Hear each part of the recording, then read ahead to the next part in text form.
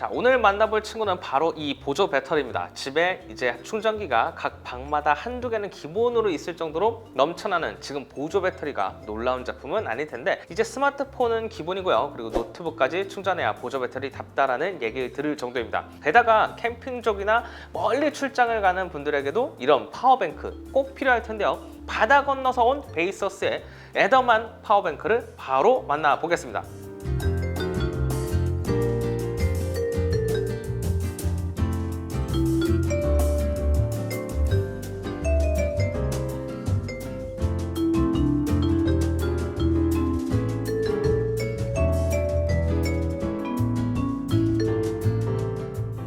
베이서스의 에더만 보조 배터리는 최신 PD3.1 기술을 탑재해서 최대 140W의 고출력을 자랑하는 친구입니다. 맥북 프로 16의 경우 100W 출력으로 이 노트북을 충전할 수 있는 거죠. 디자인은 굉장히 심플하면서 단순합니다. 사이즈는 가로 86mm, 세로 138에 두께는 약 32mm로 아이폰 프로보다 살짝 더 긴 정도의 크기고요. 그리고 두께도 약 3개 정도 겹쳐놨다고 보시면 될 것 같습니다. 무광 블랙 컬러의 모서리 부분은 이렇게 둥글게 마감 처리를 해서 그립감을 살린 게 특징인데요. 이 전면에 보시는 이 디지털 디스플레이가 탑재가 돼서 배터리 현황과 충전 상태 등 3가지 종류로 해서 안내받을 수 있습니다. 대신 무게는 약 492g 정도로 일반적으로 가장 많이 팔리는 이 보조 배터리 용량대인 20,000mAh의 제품들보다 살짝 더 무거운 정도입니다. 오늘 만나볼 이 제품은 24,000mAh 배터리 용량의 실리콘 카본 배터리가 탑재되는데요.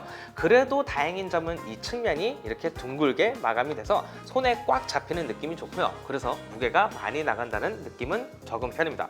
또 사이즈도 동급 대비 작은 편이고요. 베이서스 에더만 파워뱅크는 총 3개의 포트를 탑재했는데요. 지금 보시는 것처럼 상단에 오렌지 컬러로 해서 USB-A 포트가 1개, 그리고 USB-C 포트 2개가 마련되어 있습니다. USB-C 포트는 최대 1개가 100W로 재충전이 가능하고요. 그리고 한 포트에서 최대 140W 출력이 가능한 게 바로 이 친구입니다. 우선 이 1개의 포트로는 USB-A가 최대 30W, 그리고 바로 옆에 있는 이 USB-C, C2 포트는 30W, 마지막으로 이 입출력이 가능한 이 포트가 최대 140W로 스마트폰이나 노트북, 태블릿 PC를 충전할 수 있고요. 그리고 100W로 이 보조 배터리를 재충전할 수 있습니다.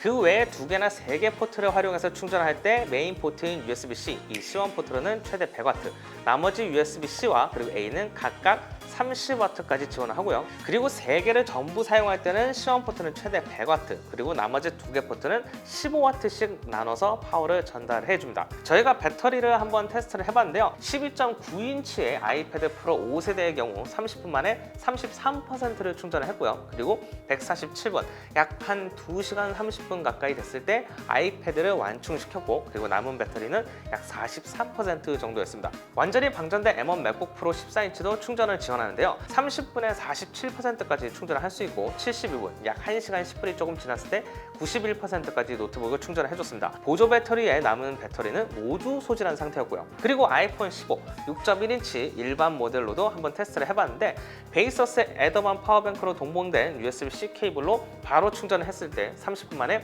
아이폰을 60%까지 충전을 했고요. 그리고 50분이 돼서야 80%에 가까운 약 79%까지 충전을 완료했습니다. 이때까지 에더만 파워뱅크는 약 15% 정도만 소모를 했고요. 그리고 마지막으로 아이폰 15를 완충하는데 앞선 것보다는 시간이 조금 더 걸리긴 했지만 약 18에서 19% 배터리를 소모하면서 충전을 완료했습니다. 아이폰 15 일반 모델의 경우 간단하게 생각을 해보면 4번에서 5번 정도 충전이 가능한 셈이고요. 애플 실리콘 칩이 탑재된 아이패드 프로도 한 번 완충을 하고서 남은 배터리로 아이폰을 한 번에서 2번 정도 더 충전할 수 있을 정도로 배터리 용량이 넉넉한 편이었습니다. 반대로 보조 배터리 재충전도 한번 진행해 봤을 때 65W 출력의 어댑터로 충전을 했을 때 방전 상태에서 완충까지 약 96분 정도가 필요했고요. 그리고 100W 출력을 지원하는 어댑터로 충전을 진행했을 때는 30분 만에 48%, 거진 50%를 충전해서 10분에 거진 16% 가까이 배터리를 빠르게 충전하는 속도도 확인할 수 있었습니다. 자, 베이서스 에드만 파워뱅크 140W를 만나봤습니다. 이 친구는 24,000mAh 대용량을 가진 보조 배터리임에도 불구하고 얇고 가벼운 무게를 가진 게 특징입니다. 마감도 훌륭하고요. 그리고 기본 제공하는 1m의 길이의 충전 케이블도 최대 240W까지 지원을 하고 있어요. 추후에 다른 어댑터나 아니면 충전기가 나와도 사용하기가 좋은, 범용성이 좋은 케이블이죠. 물론 케이블이 좀 자기 주장이 강해서 부드럽다는 느낌보다는 강한 탄력감이 있긴 하지만 뭐 그래도 사용하는 데는 문제 없었습니다. 그리고 제품이 일단 마감새가 정말 좋습니다. 디스플레이 이 부분도 모두 동그랗게 하지 않고 이 한쪽을 각지게서 물방울이 대각선으로 떨어지는 듯한 느낌을 주고 있고요. 그리고 이 140W로 표현된 부분도 과하지가 않습니다. 전체적으로 보조 배터리들이 막 실버 컬러나 화이트를 사용하는 제품들이 여러 있는데 이런 컬러는 대부분 오래 쓰다 보면 조금씩 색이 변하게 됩니다. 그래서 구형 느낌도 들게 되고 여기에 관리도 쉽지가 않죠. 케이블을 함께 가지고 다니기 때문에 이게 흠집에도 약할 수밖에 없습니다. 물론 이 베이서스 에더만도 플라스틱으로 마감되어 있긴 하지만 손톱으로 제가 이렇게 긁어봐도 흠집이 잘 나지 않았습니다.